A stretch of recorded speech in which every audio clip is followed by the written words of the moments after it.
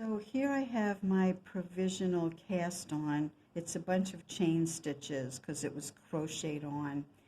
And I'm going to start to release these chain stitches very gradually, slowly. And as I do, these live stitches will appear.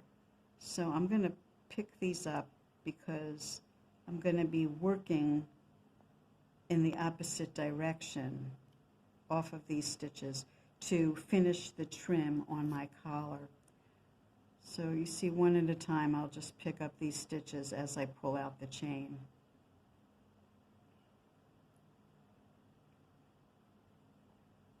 And this yarn is a fairly sticky yarn, so it's not slipping and sliding. Plus I used a contrasting color to make it easy to see what's what.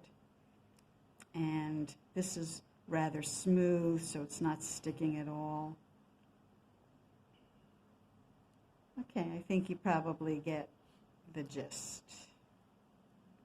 And that's it. Now I'll be able to knit in this direction after knitting in that direction.